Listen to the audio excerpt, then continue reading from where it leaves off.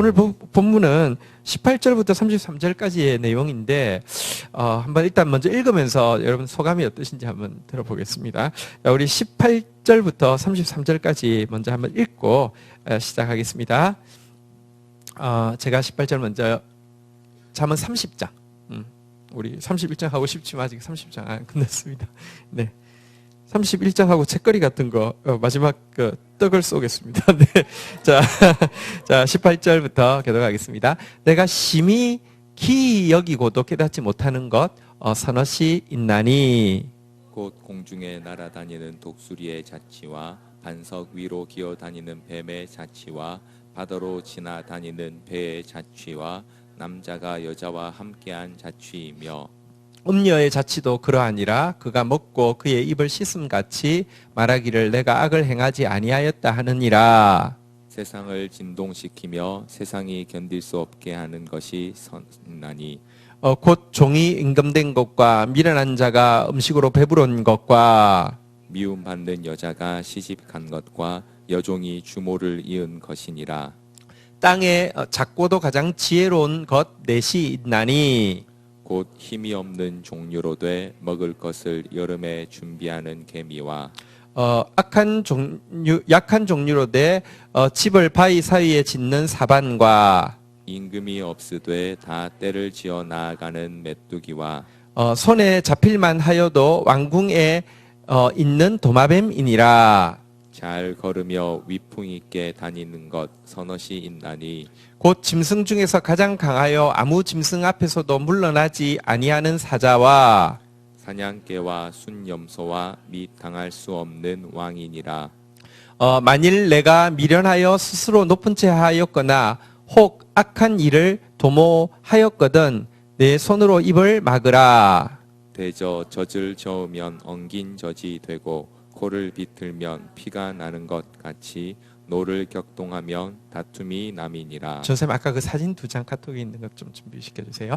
자, 여러분 읽고 어떤 소감이 드십니까? 이걸 지금 이거에서 무슨 말을 하려고 하시는 것일까요? 심히 기괴하지 않습니까? 내용이. 네. 제가요, 사실 이제 잠언 2을 이어서, 그러니까 이게 문단이 있고 그 문단의 어떤 그 주제를 가지고 이렇게 그 이어서 말한다고 보는 경우가 사실은 전무합니다. 그래도 앞부분은 그래도 뭔가 이제 그 교훈이기 때문에 어떻게 연결고리를 찾는 게 조금 어렵지 않았는데 오늘은 막 동물 짐승 이야기들이 많이 나오는데 이것 가지고 지금 무슨 이야기를 하고 있는 건가? 게다가 말씀드렸지만 30장은요 29장까지 솔로몬의 잠언이 다 마치고 이제 그걸 정리하고 있는데 또 이제 31장은 이제 지혜로운 현숙한 여인 이야기하면서 이제 최종 정리라고 하면 이거는 뭐랄까요? 이거는 주제가 지혜 여인과 음행 여인을 이제 비교하는 것이기 때문에 31장은 최후 정리라고 하면 30장은 전체 내용에 대한 정리인데 참으로 기이하고 참으로 마지막 부분에 시적절하지 않은 것 같은 무슨 서넛하는 짐승 이야기가 나왔는데 이게 도대체 무슨 말을 하려는 걸까? 여러분 보면서 뭔가 느낌이 오셨습니까? 앞에 부분을 준비할 때도 매번 이제 뭐 자료를 최선을 다해서 하지만 연결해서 설명하는 것이 전무하다 보니까 쉽진 않았는데요. 이 부분은 너무나 이렇게 동물 이야기가 많이 나오면서 그래서 어쩌라는 건가 이래서 동물농장 같아서 혹시나 하고 오늘 서점에 가보았습니다. 근래에 이제 어떤 저자 한 분이 이제 그 세계적으로 좀 글을 잘 쓰는 분이 있는데 잠언을 쓰셨다고 해서 일단 한번 좀 보고도 싶었고요. 또 뭐 갑자기 잠언품이 났는지 어떤 목사님이 또 잠언 쓰셨다고 해서 또 이제 보러 갔는데 한국 목사님이 쓰신 것은 아니나 다를까 이제 한 구절 딱 해놓고는 일장 연설 자기 이야기 막 이런 거였고요. 그러다 보니까 실제로는 뭐 이렇게 그냥 잠언 중에 한 몇 구절 다루지 못한 정도고요. 그 유명한 해외 목사님도 굉장히 뛰어난 작가이시긴 한데요. 결국 잠언에서 이런 비슷한 성경 구절을 몇 개 뽑아서 하고는 주제 거기에 나온 그 단어 주제 있잖아요. 주제 딱 가지고는 이제 그 주제를 이제 나름으로 이렇게 설명하는 그런 방식을 취했지. 그러다 보니까 당연히 30장에 나오는 이 동물 이야기는 사용했을까요? 안 사용했을까요?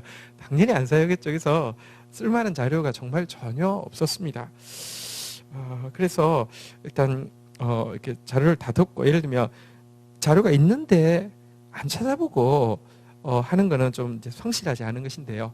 찾아볼 만큼 다 찾아봤는데, 최신 자료까지 다 찾아봤는데 없어서 닥터코는 이제 그때부터는 하나님, 이게 정말 하나님께서 이 지혜의 왕 솔로몬을 통하여서 주신 모든 자문을 정리하는 마지막 부분에 이야기이면 분명히 뭔가 답이 있을 텐데 좀 가르쳐 주세요 하는 마음으로, 이제 성경 외에는 이제 볼 수 있는 게 없으니까요.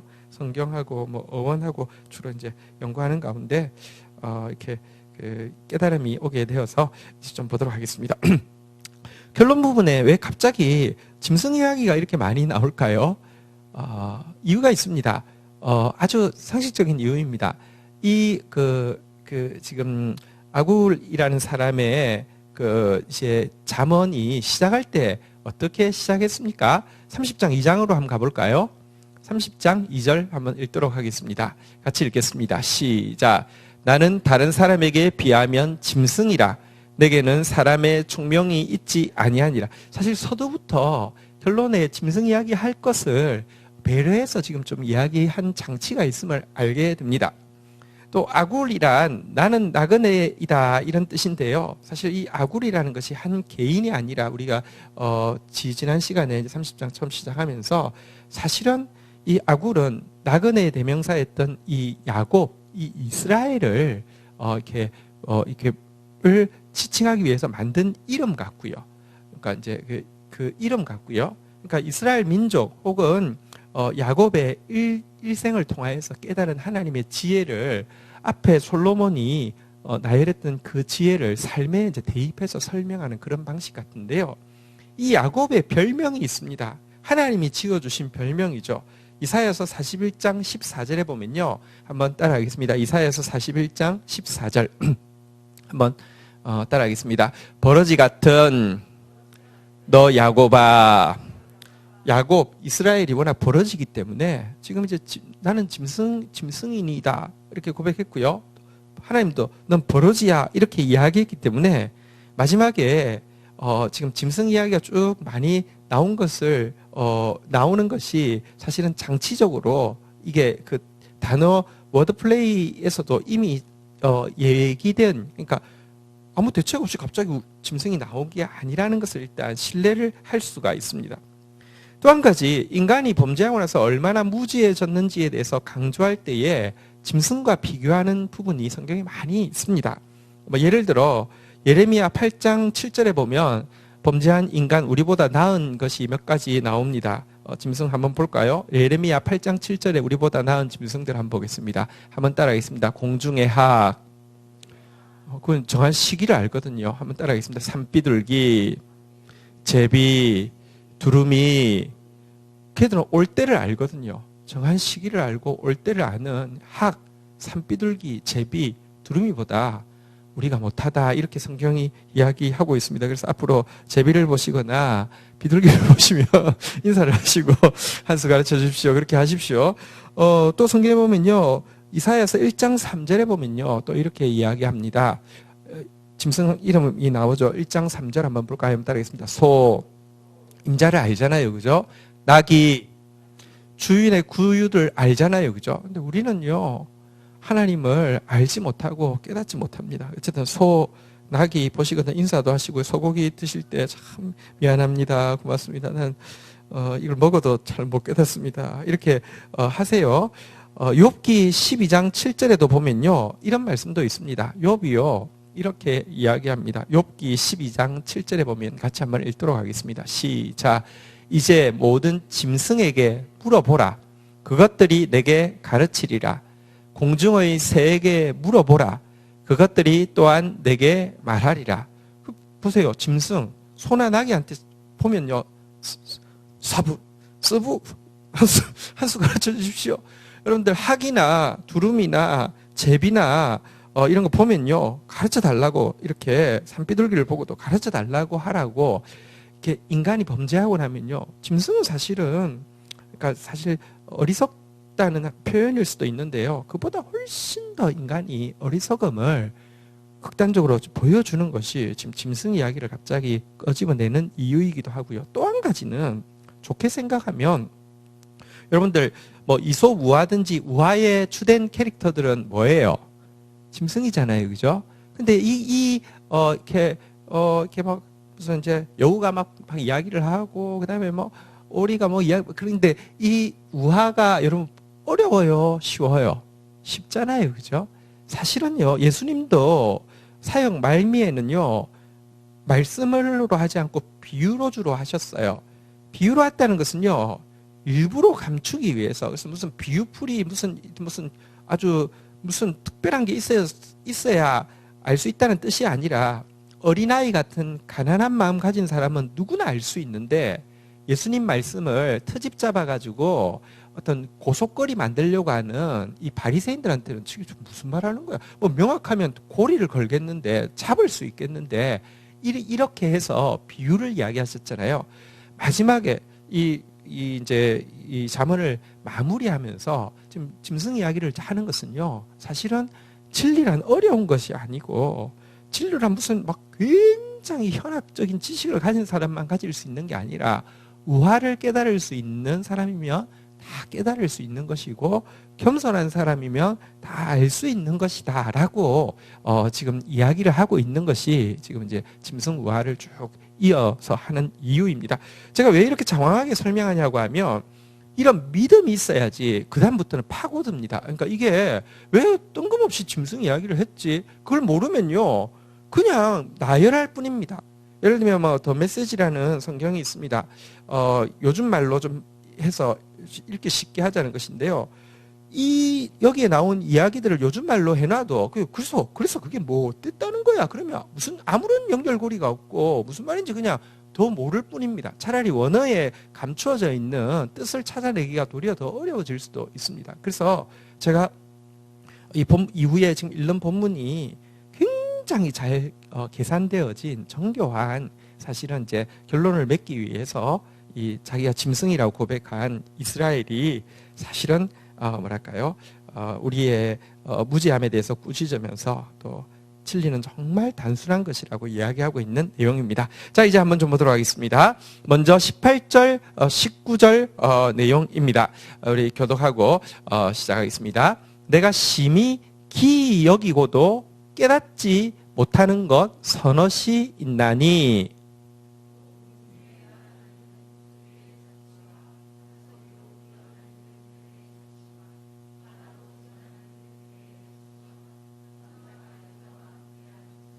자, 여기 이제 세네 가지가 나오는데요. 지금 보면 이제 주로 짐승이고 그다음에 사람이 하나씩 끼거나 아니면 짐승만 이야기하거나 뭐 이런 이제 표현인데요. 자, 심히 기이 여기고도 너무 경이롭다, 너무 신비롭다, 참 기이하다. 그렇지만 참 어렵다, 잘 모르겠다 하는 것이 세네 가지가 있다는 것입니다. 쉬워 보이지만 참 쉽지 않고 이렇게 표시가 잘 나지 않고 그래서 아주 경이로운 것, 기이한 것이 서너 가지가 있는데 하면서 19절에 보니까 서너 가지를 이렇게 이야기합니다. 한번 따라하겠습니다. 공중에 날아다니는 독수리의 자치. 독수리가 쫙 날아가는 모습 정말 멋있고 하지만 여러분 우리 부가 만약에 날아가고 나서요 독수리가 간 길을 그대로 따라가라고 하면 되게 쉽지 않을 거예요, 그죠? 이렇게 쉽게 날아가서 쉬워 보이지만 어렵고요. 그래서 참 되게 이렇게 기이하고 경이로운 것일 수 있죠. 더 가까이는요, 한번 따라하겠습니다. 반석 위로 기어다니는 뱀의 자치. 뱀이 이제 돌바위 같은 데 보면 쭉 위로 쭉 가는데 그 길을 알 것 같지만요. 또 이제 따라가다 보면 내가 똑같이 가라고 하면 쉽지는 않을 것입니다. 막 이런 거. 어쨌든, 쉬워 보이는데 쉽지 않은 것. 그래서 이제 기이한 것. 뭐 이런 것입니다. 세 번째도 마찬가지입니다. 바다로 지나다니는 배의 자치. 뭐 길 다 알 것 같은데 정작 내가 뱃사공이 되어서 감기를 똑같이 가라고 하면 쉽지 않을 거예요. 이렇게 그래서 이렇게 그 길이 이제 기이하다, 경이롭다, 뭐 신비하다 이렇게 이야기했는데요. 마지막 한 가지는 위에 워낙 여기 서너 가지라고 18절에 표현되어 있지만 영어 성경에 보면 there are three things that are too amazing for me. 그러니까 아주 나한테 놀라운 것이 세 가지가 있다. Four that I do not understand. 그래가지고 네 가지 내가 이해하지 못하는 것이 있다. 그래서 세 가지 먼저 이야기했고 그 다음에 네 가지 이렇게 이야기해서 사실은 이제 마지막에 남자가 여자와 함께한 자치 이 표현이 조금 더 강조되어 있는 것은 볼 수 있는데요. 이거는 여기 그 남자 여자가 함께한 자치라는 것은요 원어적으로 보니까 젊은 남자, 젊은 여자, 젊은 선남, 뭐 젊은 처녀 선남 선녀의 자치라고만 되어 있습니다. 이건 그냥 부정적인 뜻 같지는 않고요. 여러분 그 젊은 선남 선녀가 그 사랑하는 것, 서로 좋아하고 사랑하고 뭐 이런 것은 사실은 뭐 연애 박사들도 있지만 실제 이론은 빠삭하지만 실제 연애 상황에 들어가면 참 쉬워 보이지만 어렵고 그래서 사랑은 너무 흔하지만 참 신비롭고 경이롭고 기이한 것이 사랑이지 않습니까? 그리고 이 자치라는 것은 사실은요, 나중에 조금 더 설명하겠지만 여기 자치라는 단어가 네 번 나왔잖아요. 자치라는 단어는 데레크라는 단어는 길이라는 뜻인데요. 여러분 이 그 사랑이라는 거, 사랑의 자치, 이문세의 노래 중에 사랑이 지나가면 이런 노래가 있습니다. 아주 명가사죠. 그 사람 나를 보아도 나는 그 사람 몰라요. 한때 선남선녀에서 좋아했는데요. 사랑이 깨지고 나면요. 두근거리는 마음은 아파도 이젠 그대를 몰라요. 그대 나를 알아도 나는 기억을 못합니다. 목이 메어와 눈물이 흘러도 사랑이 지나가면 그렇게 보고 싶던 그 얼굴 스쳐 지나가며 그대의 허탈한 모습 속에 나 이제 후회 없으니 그대 나를 알아도 나는 기억을 못합니다. 목이 메어와 눈물이 흘러도 사랑이 지나가면 그렇게 열렸는데 참 이 사랑이란 참 쉬운 게 아닙니다. 어쨌든 그러니까 지금 여기 나온 것은요. 보십시오. 배가 지나가는 거 너무 내가 뭐 너무 쉬워 보이고요. 뱀 막 지나간 길도 너무 쉬워 보이고 독수리 날아가는 길도 너무 쉬워 보이는데 똑같이 하라고 하면 참 쉽지 않고 어렵고 그래서 참 또 특별히 사랑은 참 쉽지 않고 어렵고 그래서 기이한 것이다 이렇게 이야기를 하고 있는데요. 자 그런데 여기 18절 19절에서는 표시가 잘 지나가고 나면 표시가 잘 나지 않고 사랑이 지나가고 나면 기억이 잘 나지 않는 것이지만 좋은 뉘앙스입니다. 쉬워 보이지만 어려워서 그래서 더 기이한 것, 경이로운 것 이런 뉘앙스인데요. 여전히 표시가 잘 나지 않는 것인데요. 20절은 좀 완전히 뉘앙스 확 바뀝니다. 같이 한번 읽어볼까요? 같이 읽겠습니다. 시작. 음녀의 자치도 그러하니라. 그가 먹고 그의 입을 씻음 같이 말하기를 내가 악을 행하지 아니하였다 하느니라. 여러분 바람 피운 사람이 여러분 딱 시침이 뚝 잡아떼면 표시 안 나잖아요. 그죠? 쉬워 보이지만 위에는 어려웠고 그래서 더 경이로웠는데요. 이 지금 음녀에게는요. 쉽게 어려운 게 아니라 더럽게 경이로운 게 아니라 경악스럽게 기이한 것이 아니라 기괴하게 범죄하는 모습을 보여주고 있는데요. 이 음녀라는 것은 어쨌든 그 잠언의 핵심 키워드 중에 하나죠. 하나님의 지혜가 아니라 세상 지혜를 이야기하는데요.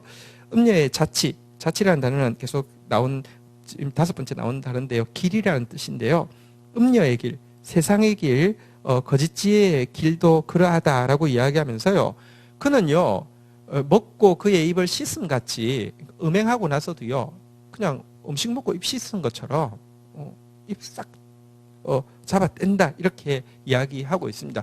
여기 특별히 먹었다는 단어는 창세기 3장 6절에 사용된 같은 단어를 사용하고 있는데요. 창세기 3장 6절 보니까 여자가 그 나무를 본 적 먹음직도 하고 보암직도 하고 지혜롭게 할 만큼 탐스럽기도 한 나무인지라 여자가 그 열매를 따먹고 할 때 먹고 이게 같은 단어입니다. 자기와 함께 있는 남편에게도 주매 그도 먹은지라 이런데 어쨌든 여러분 똑같이 어려운데 여러분 똑같이 이제 표시가 나지 않는데 어려워서 경이로운 게 있는가 하면요 더러워서 경악스러운 게 있습니다. 기이한 게 있는가 하면 기괴한 것이 있습니다.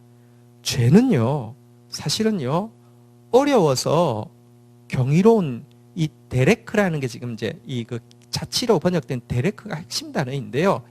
보통은 길이라고 번역하는 단어입니다. 길을요, 이 더럽고, 경악스럽고, 기괴한 것으로 바꾸는 것이 죄입니다. 일단 데레크라는 이 자치라는 단어가 잠언의 핵심 키워드 중에 하나입니다. 잠언이 이제 지혜를 강조하고 있는데요. 정확하게 얘기하면 지혜의 길을 강조하고 있습니다. 무엇이 바른 지혜의 길인가 할 때 그래서 이 데레크는 굉장히 중요한데요. 지혜의 길에 대해서 잠언이 일관되게 이야기하는 것은 쉬워 보이지만 어렵다고 이야기합니다. 잠언 16장 9절에 보면요. 이 길에 대해서 이렇게 이야기합니다.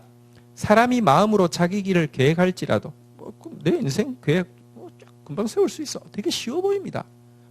자기 인생에 대한 경영서도 많이 나와 있습니다.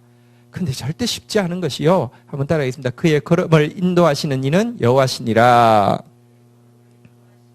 여러분 우리 계획대로 되지 않습니다. 참 기이하게 경이롭게 사실은요 우리 차원이 아닙니다. 또 잠언서에 여기 근데 나왔던 자기의 길 할 때 이 길이 자치로 번역된 데레크인데요. 또 한번 볼까요? 잠언 5장 21절에도 보면요. 자 한번 보도록 하겠습니다. 같이 읽겠습니다. 시작. 대저 사람의 길은 여호와의 눈앞에 있나니 그가 그 사람의 모든 길을 평탄하게 하시느니라. 자기 길을 자기가 잘 안다고 생각하지만 아니요.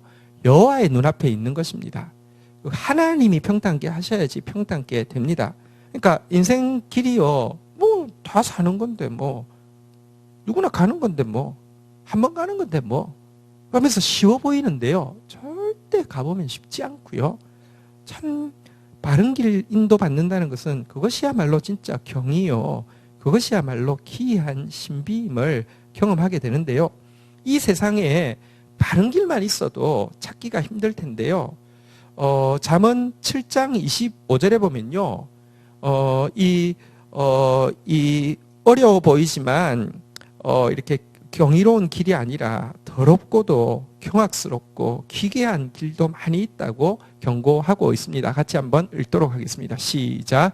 내 마음이 음녀의 길로 치우치지 말며 그 길에 미혹되지 말지어다. 그러니까 음녀의 길, 우리가 아까 보았던 대로 그 음녀의 그 자치가 음녀의 길이 또 넓게 나 있어서요. 바른 길은 찾기가 어렵고 이 길은요 또 빠지기가 너무 쉬운 길이 있다는 것입니다.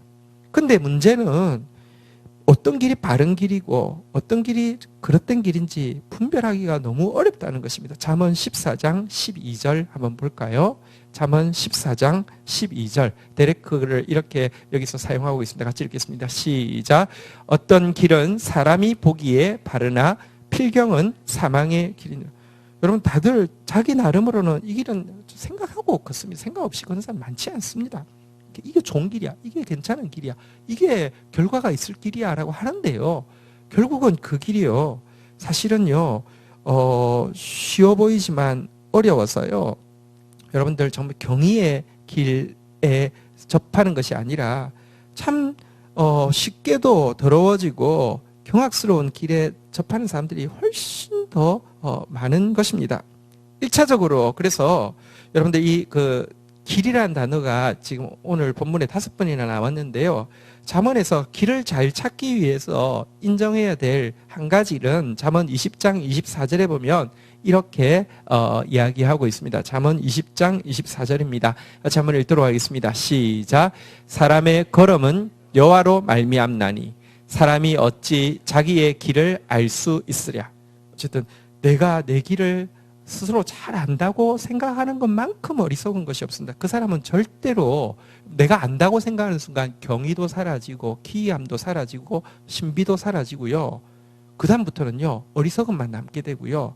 그래서 걷는 길은 음녀의 길이 되고 멸망의 길이 되고 미혹의 길로 걸어갈 수밖에 없습니다. 근데 여러분 보십시오. 18, 19절은요. 어쨌든 어렵지만 기이한 길이었는데요. 20절에서는 갑자기요. 더럽고도 기괴한 길로 바뀌게 됐는데 죄가 무엇이냐? 죄의 정의가 무엇이냐? 여러분 어려운 길이 더러운 길로 바뀌고요. 기이한 길이 기괴한 길로 바뀌는 상태를 죄라고 합니다. 그리고요. 인간은요. 어렵고 기이한 지혜의 길을 걸어가야 하는데 더럽고 기괴한 음녀의 길을 걸어가기 쉬운 것이 죄인인 인간의 모습이라고 잠언서가 계속 이야기하고 있는데요. 어쨌든 지금 우리가 걷는 길이 쉽지 않습니다. 어렵습니다. 그래도 신비의 길, 주님과 동행하는 정말 이렇게 우리의 길을 주님이 아시기 때문에 주님과 동행하는 신비의 길도 걸어갈 수 있는데요. 음녀의 길, 참으로 기괴하고 경악스럽고 더러운 길로도 빠질 수 있는 것이 인간입니다. 자, 21절부터 23절. 이 이야기를 하더니 갑자기 21절부터 23절까지 이렇게 이어지는 내용이 나오는데요. 교독을 하겠습니다. 세상을 진동시키며 세상이 견딜 수 없게 하는 것 서너시 있나니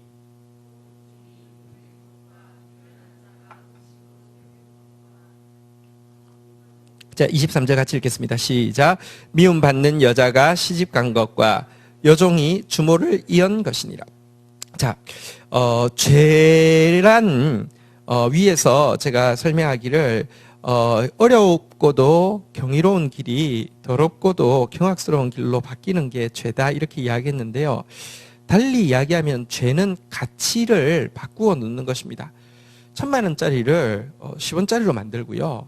10원짜리를요 1억짜리로 만들어 놓아서 가치표를 바꾸어 놓은 것이 죄인데요. 보십시오. 이제 참 우리 인생길은 어렵지만 경이로운 길입니다. 그런데요, 더럽고도 경악스러운 길로 바꾸어 놓은 죄의 길을 걸어가게 되면요, 나타나는 현상이 무엇이냐? 가치가 확 바뀌게 되는 것입니다.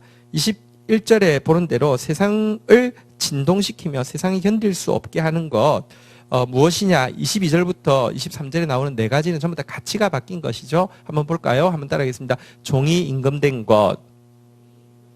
여러분, 그 미천한 사람이 이렇게 높은 통치하는 자리에 오르는 것은 정말 죄죠. 정말 고통스러운 것이죠. 세상이 고통스러운 것이죠. 또 한번 보도록 하겠습니다. 미련한 자가 배부른 것. 여기 배부르다는 것은 부자 됐다는 뜻인데요. 그러니까 어리석은 사람이 부자 되는 것, 이것이 이 그 가치표가 바뀐 것이다 이렇게 이야기하고 있고요. 23절에 보니까요, 한번 따라하겠습니다. 미움받는 여자가 시집간 것. 여기 이제 저 꺼림직한 여자가 이렇게 그 평판 있는 사람으로 존중받는 것, 막 이런 뜻이 되겠습니다. 마지막에는요, 한번 따라하겠습니다. 여종이 주모를 이은 것. 이제 여종이 이제 주인을 쫓아내고 있는 거, 뭐 이런 거, 어쨌든 가치표가 바뀐 것이 죄다 이렇게 이야기하고 있는데요. 사실은 성경에 보면요, 인간이 타락할 때, 또 공동체가 범죄할 때 일어나는 전형이 이와 같이 가치표가 바뀌는 것이라고 명백히 이야기합니다. 솔로몬이 쓴 또 다른 책인 전도서에 보면 이 이야기가 나오고 있는데요. 전도서 10장 6절에서 7절에 보면 이렇게 이야기하고 있습니다. 교독하겠습니다. 우매한 자가 크게 높은 지위들을 얻고 부자들이 낮은 지위에 앉는도다. 7절 읽겠습니다. 시작. 또 내가 보았노니 종들은 말을 타고 고관들은 종들처럼 땅에 걸어 다니는도다. 가치 있는 것은 낮아지고 비천한 것들은 높아져가지고 뒤죽박죽된 이 상태가 범죄가 된 상태라는 것입니다. 그래서 신비가 있어야 될 사랑의 자리를요, 정말 기괴하고 경악스러운 이 음행이 대체해서 차지하고 있게 되는 이런 세상이 우리가 살고 있는 세상이다. 지금 이렇게 이야기하고요. 이처럼 가치표가 바뀌게 되면 어떤 일이 일어나게 됩니까? 시편 12편 8절에 보니까요. 이처럼 가치표가 바뀐 세상에서 이와 같은 고통이 있을 것이라고 이야기합니다. 같이 읽을까요? 시작. 비열함이 인생 중에 높임을 받는 때에 악인들이 곳곳에서 날뛰는 도다. 여러분 이렇게 세상이요. 그래서 보시면 악한 자가 정권을 잡으면요. 진짜 얼토당토 하는 사람들이 나서게 됩니다. 그것 자체가 또 굉장히 온 사회를 또 고통스럽게 만드는 것이고요. 비열함이 높임 받으면요, 악인은 막 날뛰게 됩니다. 그런 세상이 되지 않아야 되는데요. 어쨌든 세상이 그렇게 되기가 정말 쉽습니다. 어렵고 경이로운 지혜의 길을 가야 하는데 인생은요, 더럽고 경악스러운 음녀의 길을 가기 쉬운 죄인들이 모여 있기 때문에 쉽지 않습니다. 그래서 어떻게 하면 이 참 어렵지만 기이한 경이로운 지혜의 길을 제대로 걸어갈 수 있을 것인가? 이것이 사실은 잠언서에서 가르치는 바였는데요. 자, 그런데 지금 우리가 읽었던 21절부터 22절, 23절의 네 가지를 다시 한번 보시면요. 종이 임금된 것, 미련한 자가 배부른 것, 23절에 보면 미움받는 여자가 시집간 것, 여종이 추모를 이은 것, 네 가지가 다 여기 짐승 나옵니까? 짐승 안 나옵니까? 짐승 안 나오죠. 앞에도 짐승이 나오고요. 뒤에도 보면 짐승 나올 겁니다. 짐승 이야기인데 갑자기 사람만 나왔습니다. 세네 가지 그러면 세 가지가 짐승이고 한 가지가 사람일 수는 있는데요. 아니면 네 가지 다 짐승일 수 있는데요. 갑자기 여기는 네 가지 다 사람만 나왔습니다. 이것도 굉장히 의도된 것임을 알 수 있습니다. 무엇이냐고 하면 여러분 지금 가장 타락한 사회의 모습을 이야기할 때 사람 이야기만 나온 것은 죄로 말미암아 가장 망가진 존재가 짐승이 아니라 사람이다. 사람이 짐승보다 훨씬 못하다는 것을 지금 비유적으로 잘 보여주고 있는 것입니다. 자, 그러면 어떻게 하면 어렵지만 기이한 경이로운 지혜의 길을 우리가 선택할 수 있을 것인가? 이게 잠언서의 가르침이었는데요. 자, 이어지는 우화로 이렇게 동물 이야기로 이렇게 답을 주고 있습니다. 24절부터 28절까지에서 이제 동물 이야기로 답을 주고 있네요. 교독하겠습니다. 땅에 작고도 가장 지혜로운 것 넷이 있나니 25절 읽겠습니다. 시작.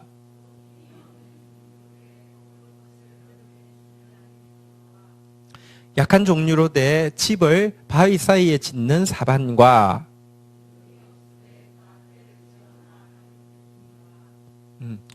같이 읽을까요? 시작. 손에 잡힐만 하여도 왕궁에 있는 도마뱀이니라. 자, 네 가지를 이야기했는데 다시 이야기합니다. 의미 없이 이야기한 건 아니고요.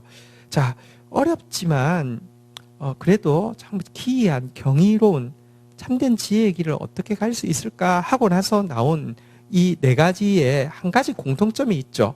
24절에 보니까요. 한번 따라하겠습니다. 작고도 가장 지혜로운 것.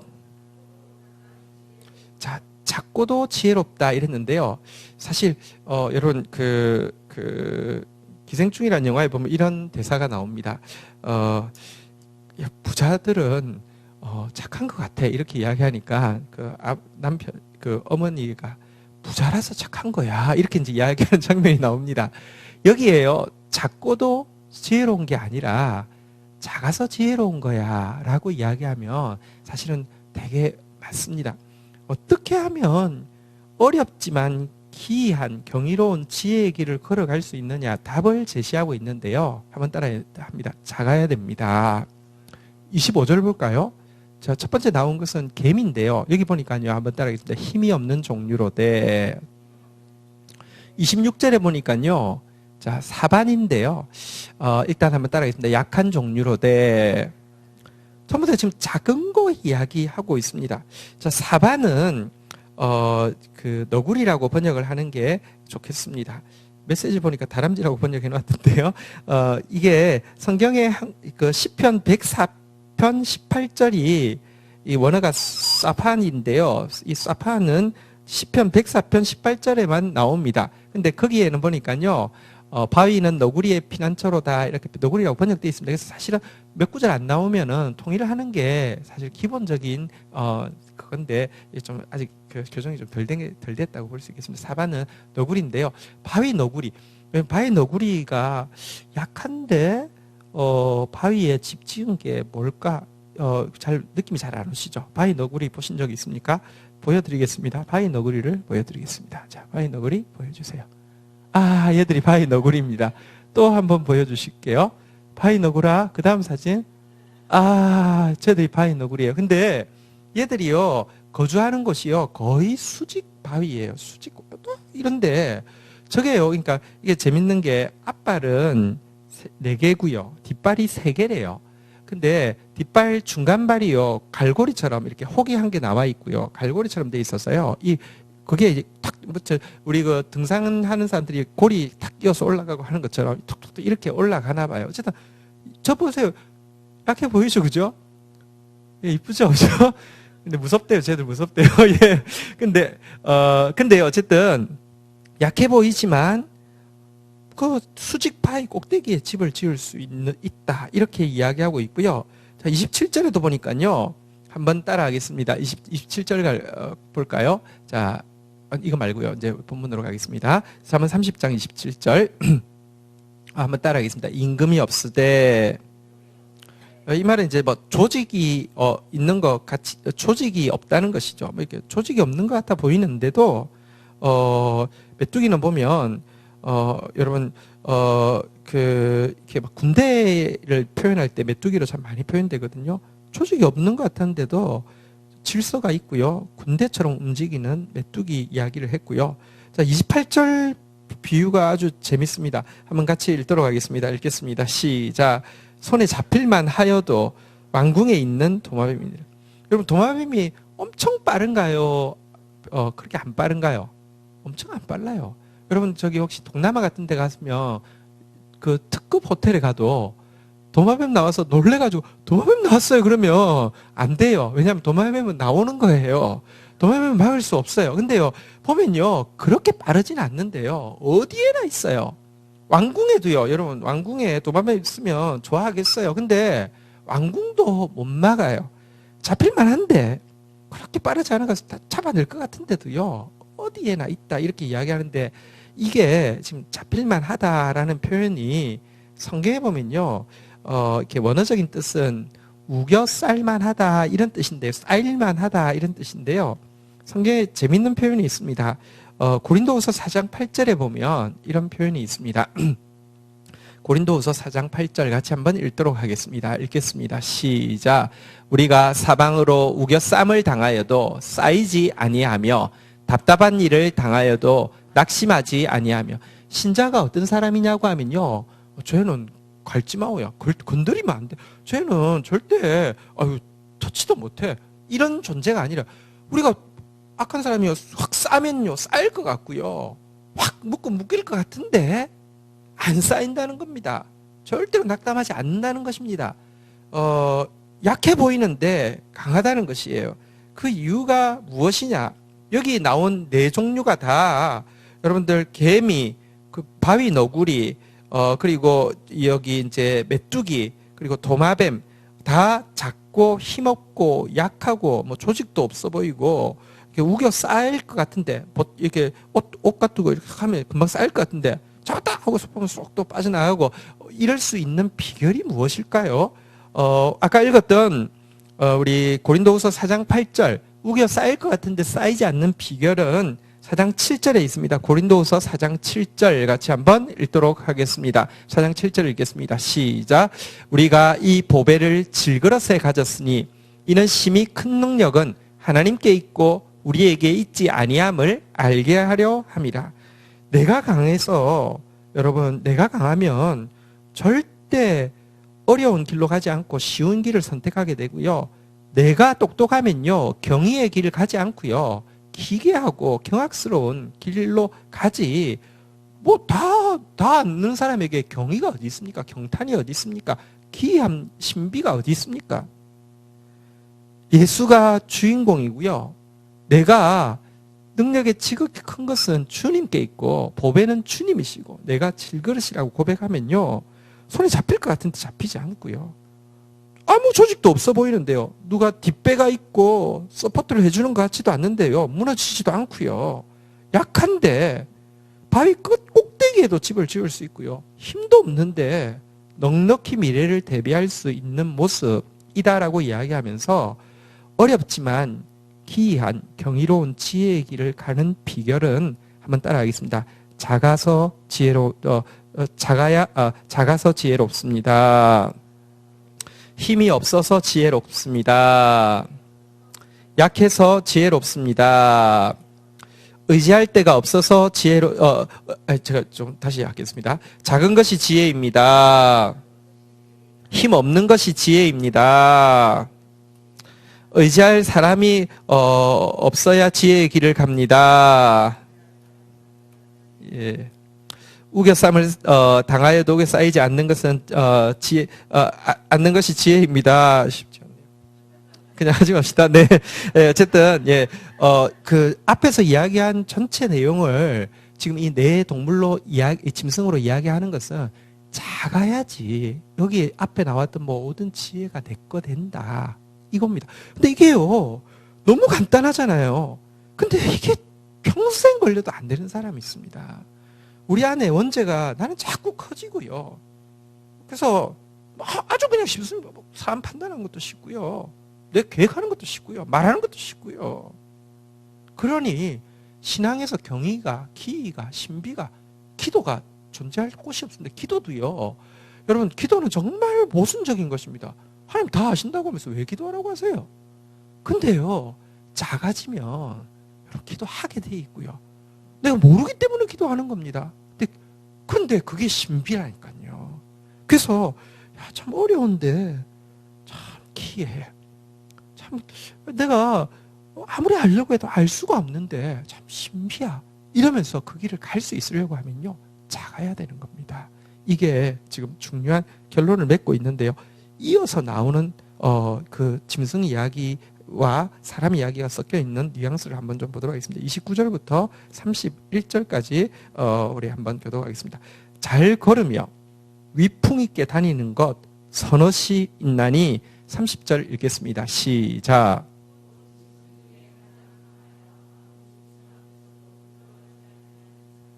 (31절) 우리 같이 읽을까요? 읽겠습니다. 시작.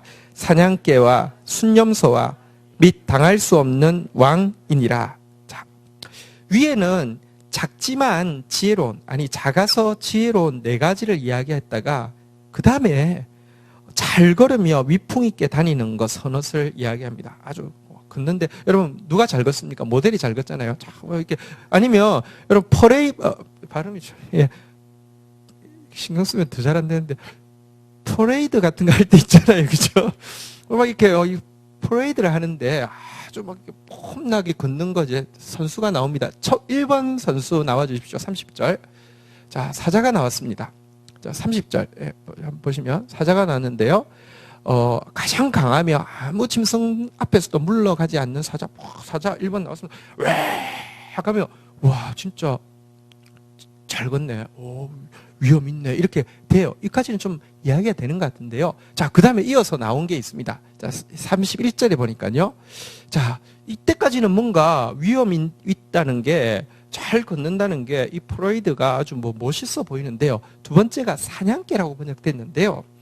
이건 사냥개인지 뭔지는 알 수 없습니다. 왜냐하면 여기만 딱 한 군데만 쓰였기 때문에. 그런데 우리 NIV 영어 성경은 NIV가 한글 우리 개역 개정하고 같은 것인데요. NIV를 비롯해 가지고 또 우리 한글 번역은 공동 번역 또 70인역을 비롯해 가지고 대다수는 사냥개라고 번역하지 않고요. 수탉이라고 번역합니다. 위험 있게 사자가 왜 하고 뒤에 가는데 여러분 수탉 꽤 위험 있어요. 여러분 수탉 위험 있어요. 잘 그래요. 막 이렇게 쪼일지도 몰라요. 수탉이 그러면 이제 딱 지나가요. 그 다음에 지나가는데 누가 나온다고요? 순념소가 또 나와요. 여러분 순념소도 사실 여러분 순념소 성질 있어요. 좀 무서워요. 뿔도 나 있고요. 무서워요. 하고 나가는데 꽤 위험이 있어요. 근데 이게요, 지금 이 프레이드, 지금 이야기하고 있는 이 프레이드의 목적이 이게 보세요. 점청이 된다는 것은 와, 위엄 있어. 영광스러워. 와, 멋있는데 하나님 해석을 전부 다 뭐 어떻게 하냐고 하면 하나님의 자녀다운 위엄을 갖추대. 우리가 이 사자처럼 그다음에 뭐 이렇게 그다음에 설명은 못하지만 어쨌든 위험 있게 뭐 자꾸 이렇게 이야기하는데 이 프로이드의 목적의 뒤에 한번 따라가겠습니다. 당할 수 없는 왕. 이것은요, 이 저기 폭군이라는 뜻이거든요. 이것은요, 진짜 아무도 갈굴 수 없는, 아무도 건드릴 수 없는 폭군이라는 뜻인데요. 폭군이 마지막으로 수딱 팍 지나가서 약간 분위기 깼는데, 염소 에 하고 지나가서 또 분위기 깼는데, 와, 완전 그런 있잖아요. 말하자면 김정은 같이 아니면 뭐 이 트럼프 같은 인간이 막 이렇게 폼 잡고 가면요, 여러분들이 보면서 와, 이렇게 하겠습니까? 아니면 이 프로이드는 지금 이렇게 뭐 영화롭게 하기 위함입니까? 아니면 조롱하기 위함입니까? 조롱하기 위함입니다. 앞에 나온 네 가지 작아서 지혜로운 것 이야기하고 나서 이 네 가지가 나온 것은요, 여러분 아주 폼 잡지만 교만해 보이지만 사실은요, 여기 또 우리가 알 수 있는 것은 사자가 주로 우는 사자같이 하면서 사탄의 상징으로 되게 많이 나오고요. 수염소는 확실히 사탄의 상징으로 나오고요. 근데 어쨌든 이게 지금 섞여서 이렇게 나아가는 모습이 교만이 얼마나 우스꽝스러운지, 조롱의 길인지를, 아까 데레크라는 단어가 나왔잖아요. 그죠? 조롱스러운 길인지를 지금 이야기하고 있는 것입니다. 확실히 알 수 있는 것은 이어지는 32절 한번 볼까요? 제가 계속 이야기하지만 이게 그냥 문맥이 없는 게 아니라 이어지는 내용이라는 것입니다. 한번 같이 읽도록 하겠습니다. 같이 읽겠습니다. 시작.